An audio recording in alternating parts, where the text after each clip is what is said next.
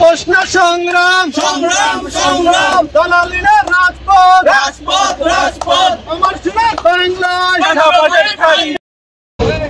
আমাদের আজকের যে কর্মসূচি সেটা হচ্ছে, আপনারা সকলেই জানেন যে গতকাল মধ্যযুগীয় বর্বরতা, পাথর মেরে মানুষ হত্যার মতো একটা নির্মম ঘটনা ঘটেছে ঢাকা প্রাণকেন্দ্র মিটফোর্টে। কে করেছে, কারা করেছে, এই বিষয়ে আপনারা সকলেই জানেন। দেশটা যাতে চাঁদাবাজির হাতে চলে না যায়, দখলদারদের হাতে চলে না যায়, সকলে এই বিষয়ে সম্মিলিতভাবে পদক্ষেপ গ্রহণ করতে হবে।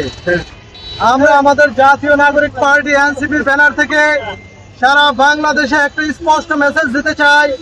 গুণগত মানের পরিবর্তনের রাজনীতি দেখতে চাই।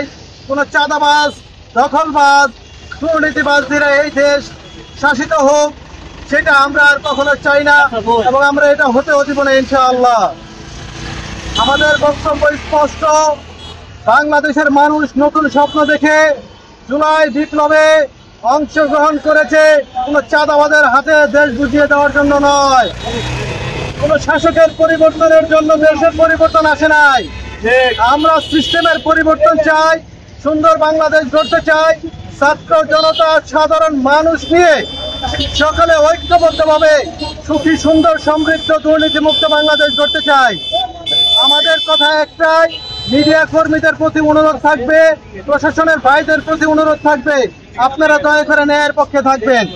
প্রশাসন, সেনাবাহিনী এবং সরকার যদি নীরব হয়ে যায়, এদেশের সাধারণ মানুষের জান এবং মালের নিরাপত্তার বিধান কে করবে?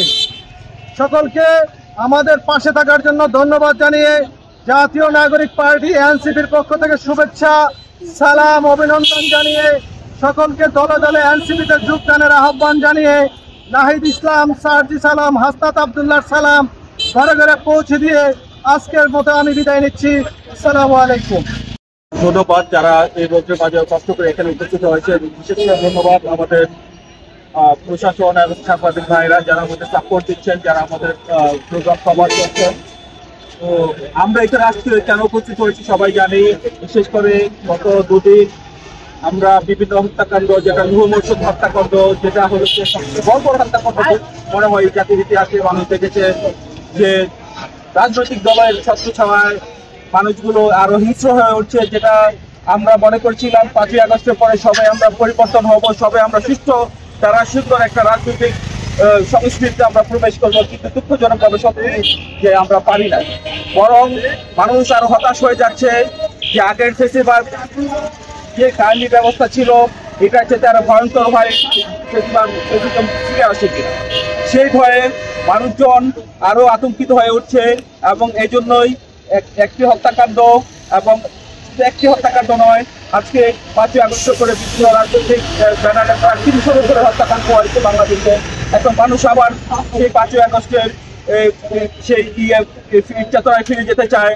এই জন্যই গতকাল প্রায় 70টার উপরে পাবলিক বিশ্ববিদ্যালয় এবং বিভিন্ন সংগঠন, বিভিন্ন অন্যান্য রাজনৈতিক দল সেই চাঁদাবাজি, হত্যাকাণ্ড এবং সকল প্রকার অন্যায়ের বিরুদ্ধে সেই 5ই আগস্টে সেই জুলাইয়ের চেতনায় আবার তারা মাঠে নেমে আসছে। এই চেতনা থেকে আমরা সিরাজদিখান থানা নাগরিক কমিটি এনসিপি আমরা আজকে খুবই শর্ত দিতে মানুষ একটা মানববন্ধন এবং বিক্ষোভ মিছিলের ডাক দিয়েছি। যাই হোক, আমরা এই পর্যায়ে যারা আমাদের সাথে এসে জয়েন করেছেন সকলকে ধন্যবাদ। এবং আমরা আমাদের আহ্বান থাকবে, আমাদের এখানে কোনো প্রকার চাঁদাবাজি, কোনো প্রকার অন্যায়, জুলুম, কোনো প্রকার দখলদারিত্বের রাজনীতি যাতে প্রতিষ্ঠিত না হয়। আমরা সবাই আমরা এক কাতারে এসে দাঁড়াবো। কোনো অন্যায়, কোনো জুলুম, কোনো প্রকার জবরদস্তিমূলক রাজনীতি যদি এখানে প্রতিষ্ঠা করতে চায়, আমরা সবাই বলে একসাথে প্রতিরোধ করবো ইনশাল্লাহ। ধন্যবাদ সবাইকে, ধন্যবাদ। এর জন্য এটার সাথে যারা সম্পৃক্ত আছে, বিশেষ করে আমি নাম বলে দিচ্ছি, বাংলাদেশ যুবদল, জাতীয় দল আছে, যুবদল, তাদের সাথে ইনভলভ। যদি তারা ইনভলভ, তাদের কারণে এই মর্মান্তিক ঘটনাটা ঘটেছে এবং তারা চাঁদা তুলতে গিয়ে সেই লোককে, সেই সোহাগকে হত্যা করেছে, পাথর মেরে হত্যা করেছে। এই ঘটনা, এই পাথর মেরে হত্যা শুধুমাত্র আইএমএ জাহিলিয়াতের যুগে ঘটেছে। এই 5ই আগস্টের পরে আমরা এই স্বাধীন বাংলায় এই আইএমএ জাহিলিয়াত যুগকে ফিরে আনতে চাইনি। ফিরে আনতে কারা চেয়েছে বা কারা ঘটনা ঘটিয়েছে তা আপনারা সচক্ষে দেখেছেন বা বিভিন্ন মাধ্যমে, যোগাযোগ মাধ্যমে দেখেছেন। আমরা একটা কথাই বলতে চাই বা একটা পরিষ্কার বার্তাই দিতে চাই যে আপনি বিএনপি করুন, আপনি আওয়ামী লীগ করুন, আপনি এনসিপি করুন, আপনি ইসলামী আন্দোলন বাংলাদেশ করুন, তাতে আমার কোনো দুঃখ নাই। আমার একটাই দুঃখ থাকবে, আমার একটাই কথা থাকবে, যদি এই দেশের সাধারণ নাগরিক সার্বভৌমত্ব রক্ষার জন্য ঠিকঠাক মতো চলাফেরা, ঠিকঠাক মতো ব্যবসা বাণিজ্য না করতে পারে, তাহলে এই স্বাধীন বাংলা দিয়ে আমরা কি করব?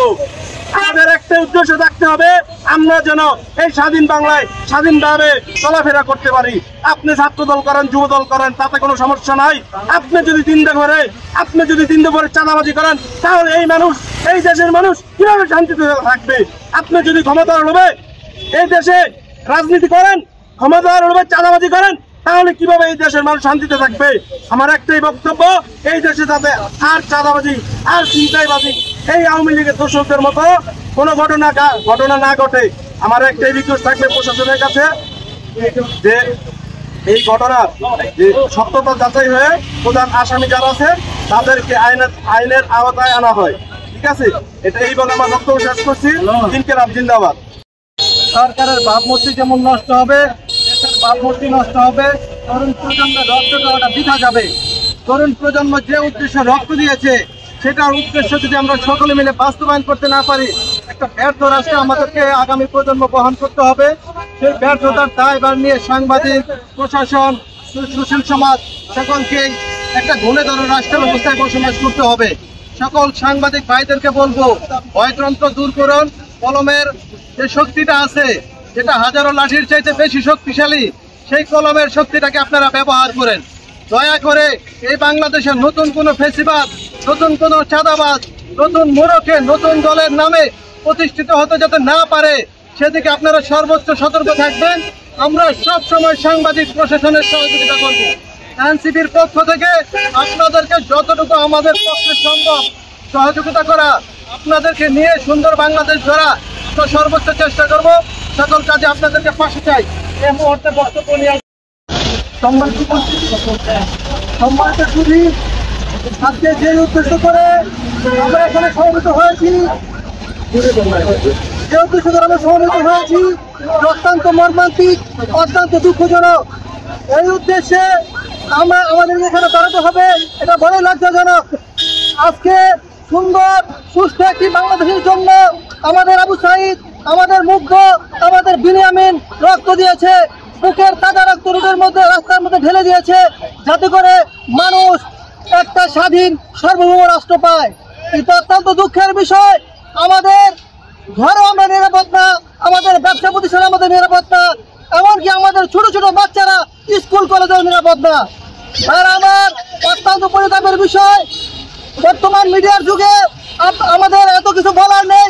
আপনারা সকলে দেখেছেন কিভাবে মিটফুটের মধ্যে, রাস্তার মধ্যে একজন মানুষকে এভাবে হত্যা করতে পারে, যেটা আইএমএ জাহিলিয়াত তো করতো না, সেটা এই বর্তমানে আমাদেরকে দেখে দিয়েছে। সুতরাং ঘুমিয়ে থাকলে চলবে না। যাকে বলবো যে আমার তো কিছু হয় নাই, একদিন আমার হবে, সেদিন আমার পক্ষে দাঁড়ানোর কেউ থাকবে না। সুতরাং এখনো সময় আছে, চলুন সকলে ছাত্রদের সাথে আমরা একত্রিত হয়ে এই দেশে শান্তির জন্য কাজ করি, এই দেশে সমৃদ্ধির জন্য কাজ করি, শান্তি শৃঙ্খলা ফিরিয়ে আনি। এই বলে আমি আমার বক্তব্য শেষ করছি।